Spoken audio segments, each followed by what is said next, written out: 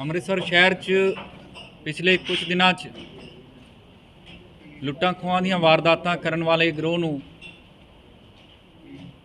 City police ਦੀ team ਨੇ ਗ੍ਰਿਫਤਾਰ ਕੀਤਾ ਹੈ। ਪਿਛਲੇ ਜੇ 2-3 ਦਿਨਾਂ ਤੋਂ CCTV ਫੁਟੇਜ ਤੇ ਹੋਰ ਫੋਟੋਗ੍ਰਾਫਸ ਦੇ ਵਿੱਚ ਮੀਡੀਆ 'ਚ ਸੋਸ਼ਲ ਮੀਡੀਆ 'ਚ ਕਾਫੀ ਜਗ੍ਹਾ ਤੇ ਚਰਚਾ ਚੱਲ ਰਹੀ ਸੀ, जिस विच दो नौजवान स्पलैंडर मोटरसाइकिल के उपर बैठ के जा रहे सी, लुट खो कर रहे सी। उस तो बाद उन्हां दी फोटोग्राफ भी फ्लैश हुई सी।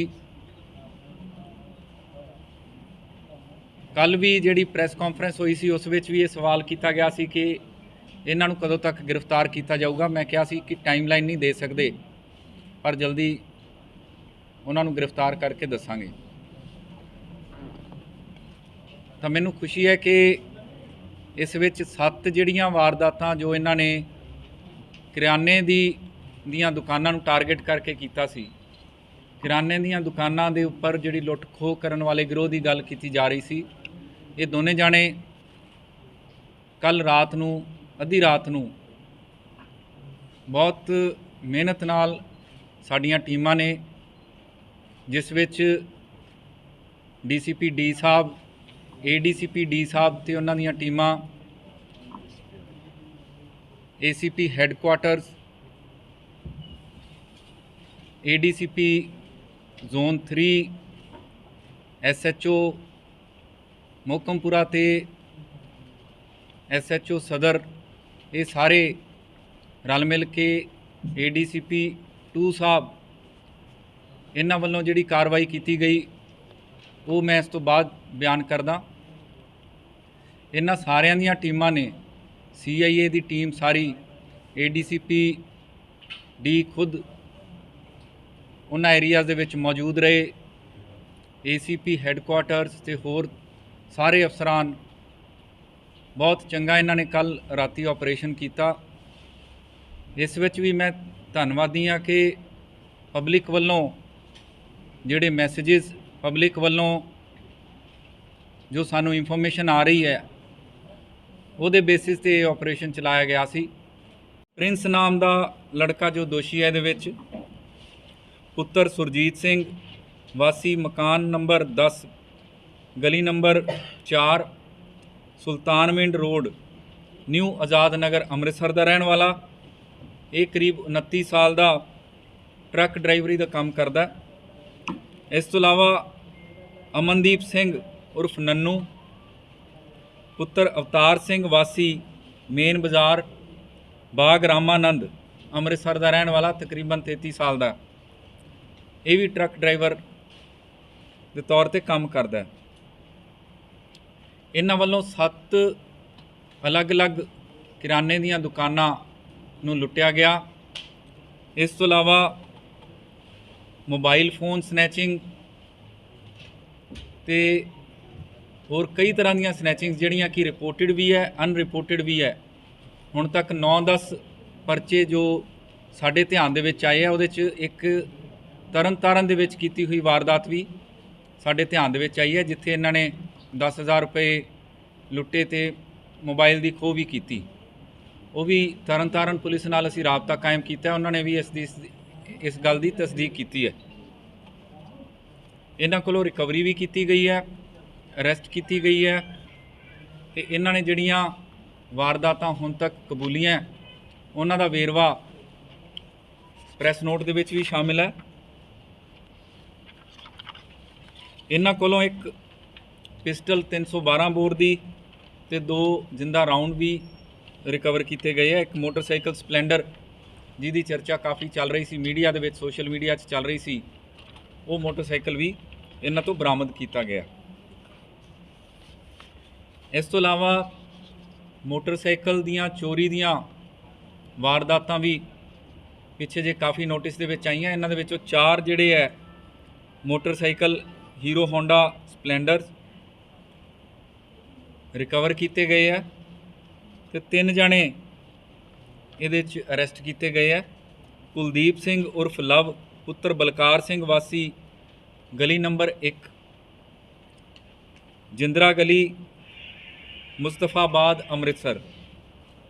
ਫਿਰ ਇੱਕ ਕਰਨਵੀਰ ਸਿੰਘ ਉਰਫ ਕਰਨ ਪੁੱਤਰ ਜਗਤਾਰ ਸਿੰਘ ਵਾਸੀ Subhash colony 88 foot road Amritsar.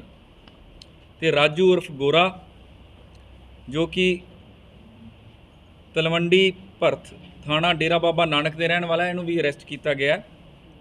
ਇਹ ਸਾਰੇ ਸਨੈਚਰਸ ਇੱਕ ਦੂਜੇ ਦੇ ਨਾਲ ਸੰਪਰਕ ਦੇ ਵਿੱਚ ਹੈਗੇ ਆ। ਹੋਰ ਕਿੰਨਾ ਦੇ ਨਾਲ ਸੰਪਰਕ 'ਚ ਹੈਗੇ ਆ ਉਹ ਵੀ ਪੜਤਾਲ ਕੀਤੀ ਜਾ ਰਹੀ। ਸਰ ਜਿਹੜਾ ਮੋਟਰਸਾਈਕਲ ਬਰਾਮਦ ਕੀਤਾ ਇਹਨਾਂ ਦਾ ਕਿ ਉਹ ਵੀ ਚੋਰੀ ਦਾ ਜੋ ਅਮਨ ਦਾ ਮੋਟਰਸਾਈਕਲ ਹੈ ਜੀ, ਇਹਨਾਂ 'ਚ ਜਿਹੜਾ ਮੈਂ ਸੈਕਿੰਡ ਅਕਿਊਜ਼ ਦਾ ਨਾਮ ਲਿਆ ਅਮਨਦੀਪ, ਇਹਦਾ ਨੰਬਰ ਪਲੇਟ ਬਦਲਿਆ ਸੀ ਕਿ ਸੇਮ ਨੰਬਰ ਪਲੇਟ ਬਦਲਿਆ ਸੀ?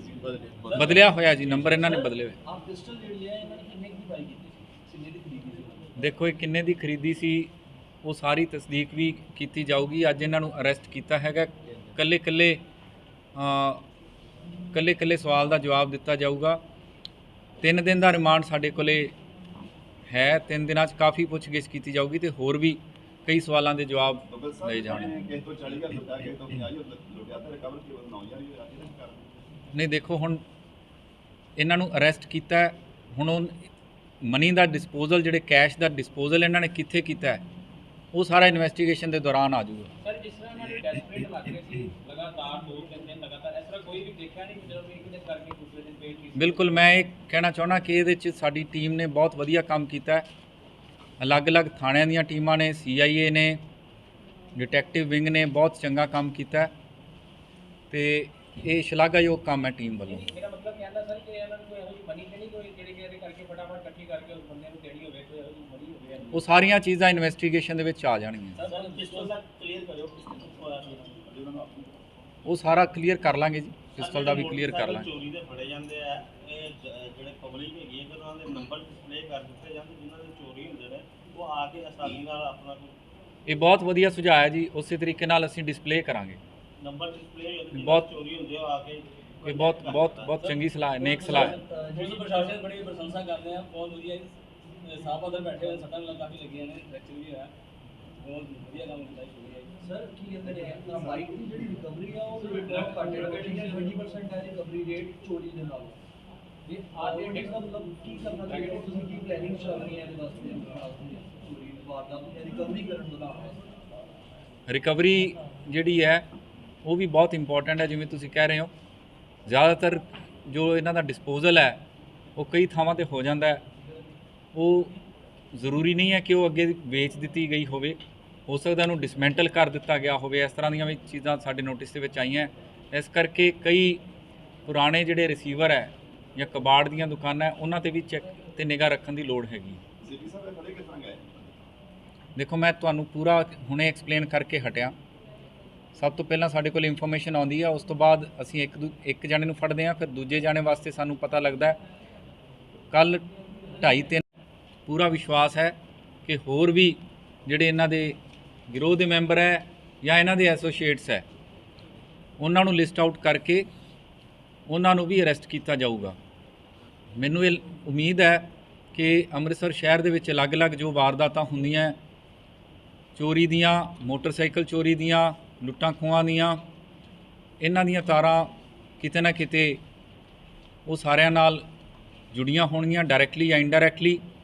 ਇਸ ਕਰਕੇ ਅਸੀਂ ਪੂਰੇ ਵਿਸ਼ਵਾਸ ਨਾਲ ਕਹਿ ਸਕਦੇ ਹਾਂ ਕਿ ਆਉਣ ਵਾਲੇ ਟਾਈਮ 'ਚ ਇਹ ਜਿਹੜੀ ਡਿਟੈਕਸ਼ਨ ਹੈ ਸਾਨੂੰ ਹੋਰ ਚੰਗੀਆਂ ਲੀਡਸ ਵੀ ਦੇਊਗੀ। ਸਰ ਲਾਇਸੈਂਸ ਦੀ ਗੱਲ ਕੀਤੀ ਹੈ, ਲਾਇਸੈਂਸੀ ਹੈ ਜਾਂ ਨਹੀਂ ਜੀ, ਲਾਇਸੈਂਸੀ ਨਹੀਂ ਹੈ। ਸਰ ਕਿੱਥੋਂ ਲੈ ਕੇ ਆਏ ਸੀ ਪਿਸਟਲ, ਪਤਾ ਲੱਗਾ ਜੀ ਉਹ ਵੀ ਪਤਾ ਕਰ ਰਹੇ ਹੈਗੇ ਆ। ਇਹਨਾਂ ਨੂੰ ਕੋਈ ਦੇ ਕੇ ਗਿਆ ਸੀ, ਉਹ ਜਿਹੜਾ ਬੰਦਾ ਦੇ ਕੇ ਗਿਆ ਉਹਦੀ ਵੀ ਤਸਦੀਕ ਕੀਤੀ ਜਾ ਰਹੀ ਹੈ।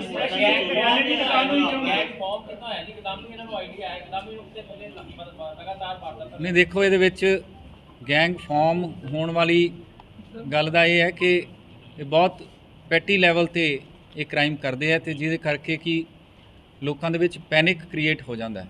ਸਰ ਇੱਕ ਕਰਿਆਨੇ ਦੀ ਦੁਕਾਨ ਨੂੰ ਹੀ ਟਾਰਗੇਟ ਕਿਉਂ ਕਰਦੇ? ਦੇਖੋ, ਜ਼ਿਆਦਾਤਰ ਕਰਿਆਨੇ ਦੀਆਂ ਦੁਕਾਨਾਂ ਬਹੁਤ ਹੀ ਵਲਨਰੇਬਲ ਹੁੰਦੀਆਂ। ਅਸੀਂ ਇਹ ਬਹੁਤ ਹੀ ਚੰਗਾ ਸਵਾਲ ਹੈ ਤੁਸੀਂ ਪੁੱਛਿਆ। ਇਹਦੇ ਵਿੱਚ ਅਸੀਂ ਇਹ ਵੀ ਰਿਕੁਐਸਟ ਕਰ ਰਹੇ ਹਾਂ ਕਿ ਜਿੰਨੀਆਂ ਵੀ ਕਰਿਆਨੇ ਦੀਆਂ ਦੁਕਾਨਾਂ ਸ਼ਹਿਰ ਦੇ ਵਿੱਚ ਅੱਜ ਕੱਲ੍ਹ CCTV ਕੈਮਰਾ ਕੋਈ ਬਹੁਤ ਜ਼ਿਆਦਾ ਮਹਿੰਗਾ ਨਹੀਂ ਆਉਂਦਾ। ਹਰ ਥਾਂ ਤੇ ਇਸ ਤਰ੍ਹਾਂ ਦੇ ਜੇ CCTV ਕੈਮਰੇ ਲਗਾਏ ਜਾਣ ਤੇ ਇਮੀਡੀਏਟਲੀ ਇਨਫੋਰਮ ਕੀਤਾ ਜਾਵੇ ਵਿਦਆਊਟ ਐਨੀ ਡਿਲੇ, ਤਾਂ ਉਹਦੇ ਵਿੱਚ ਸਾਨੂੰ ਜ਼ਿਆਦਾ ਡਿਟੈਕਟ ਹੋਣ ਦੀ ਕੇਸ ਡਿਟੈਕਟ ਹੋਣ ਦੀ ਸੰਭਾਵਨਾ ਵੱਧ ਜਾਂਦੀ ਹੈ। ਹਾਂਜੀ, ਮੋਸਟਲੀ ਪਿਛਲੇ ਕੁਝ ਦਿਨਾਂ ਦੇ ਵਿੱਚ ਕੇਸਿਸ ਨਜ਼ਰ ਦੇ ਵਿੱਚ ਆਏ ਆ।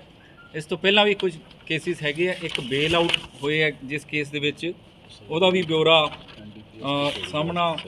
ਸਾਹਮਣੇ ਆ ਰਿਹਾ ਹੈ। ਇਹਦੇ ਵਿੱਚ NDPS ਦਾ ਇੱਕ ਪਰਚਾ ਜੋ ਇਹਨਾਂ ਦੇ ਉੱਪਰ ਦਰਜ ਹੋਇਆ ਸਿਵਲ ਲਾਈਨਸ ਦੇ ਵਿੱਚ, ਉਸ ਕੇਸ ਦੇ ਵਿੱਚ ਇਹ ਬੇਲ ਆਊਟ ਹੋਏ ਆ ਦਸੰਬਰ 2020 ਦੇ।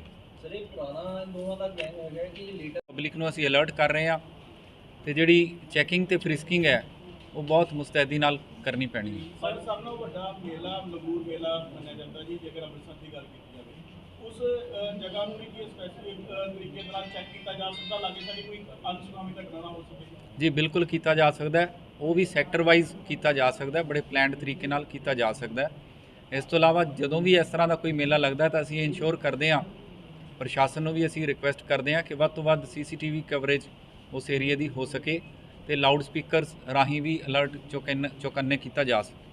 ਸਰ ਜਿਸ ਤਰ੍ਹਾਂ ਆਤੰਕਵਾਦੀ ਮੌਜੂਦ ਹੈ, ਇਸ ਲਈ ਕਾਫੀ ਸਰਗਰਮ ਨੇ, ਪਰ ਜਿਹੜੀ ਅੰਮ੍ਰਿਤਸਰ ਦੀ ਐਂਟਰੈਂਸ ਹੈਗੀ ਹੈ ਉਹ ਕਿਸੇ ਕਿਸਮ ਦੀ ਚੈਕਿੰਗ ਨਹੀਂ ਹੁੰਦੀ ਜਾਂ ਤੇ ਸ਼ਹਿਰ ਵਿੱਚ ਲਗਾ ਲਓ। ਸਰ ਕੱਲ੍ਹ ਵੀ ਸਾਰਾ ਜਿਹੜਾ ਹਾਲਤ ਸੀ ਖਾਲੀ ਸੀਗਾ ਸਰ ਉਹਦੇ ਵਾਸਤੇ ਫਿਜ਼ੀਕਲ ਚੈਕਿੰਗ ਨਹੀਂ ਸਰ, ਪੇਪਰਾਂ ਦੀ ਚੈਕਿੰਗ ਤੇ ਜ਼ਰੂਰ ਕਰ ਰਹੇ ਲੇਕਿਨ ਫਿਜ਼ੀਕਲ ਚੈਕਿੰਗ ਨਹੀਂ ਪੂਰਾ ਪੰਜਾਬ ਰੈਡ ਲਾਈਟ ਦੀ ਚੈਕਿੰਗ ਨਹੀਂ ਪੂਰਾ ਪੰਜਾਬ ਵਿੱਚ ਪੜਦਾ ਕਿ ਸਾਡੀਆਂ ਟੀਮਾਂ ਨੇ ਕੀ ਉੱਥੇ ਵੀ CCTV ਲਗਾਉਣ ਦਾ ਅੱਗੋਂ ਕੋਈ ਪਲਾਨ ਹੈ?